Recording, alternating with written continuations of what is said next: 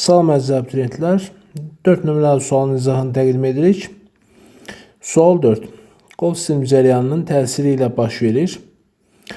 Bildiyimiz kimi qol sistemi cərəyanı isti okean cərəyanıdır. Cərəyanın daxilində axan suyun temperaturu ətraf ərazilərdəki suyun temperaturundan isti olarsa bu isti okean cərəyanı adlanır. Məlum olduğu kimi isti okean cərəyanları keçdiyi sahil boyu ərazilərdə rütubətli iqlim şəraiti yaradır. Belə ki, cərəyanın daxilində axan isti su səth suların temperaturunun yüksəlməsinə, buxarlanmanın artması var. Nəticədə daha çox yağıntının düşməsinə səbəb olur. İndi qol sistemi cərəyanının keçdiyi istiqamətə baxaq. Burada qol sistemi cərəyanının axın istiqamətini görürsünüz. İndi isə verilmiş variantları təhlil edək. A variantı, şimal yarımkürəsində Atlantik okeanının qərbində arid iqlimin yaranması. Qol sistemi okean cərəyanı isti okean cərəyanı olduğu üçün arid deyil, humid iqlim şəraiti yaradır. Ona görə də A variantı doğru variant deyil. B. Şimali Amerikada mərkəzi düzənliklərdə tornadoların baş verməsi. Gəlin bunu sxem üzərində ətraflı izah edək.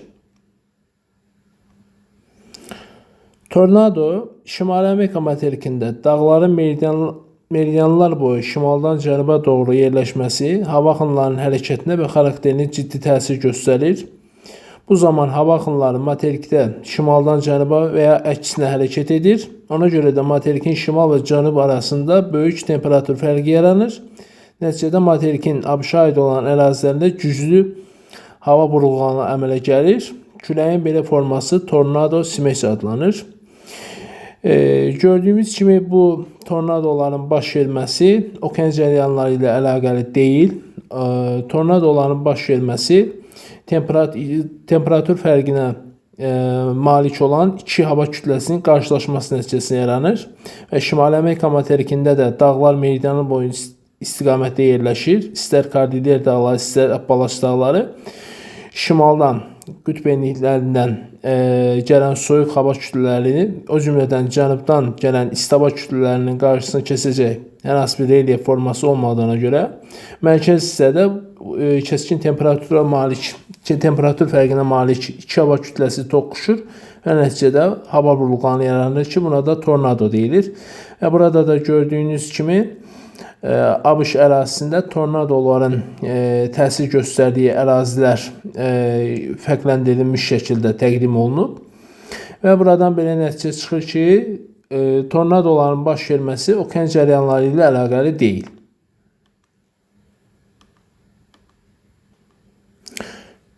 B variantı doğru fikir deyil.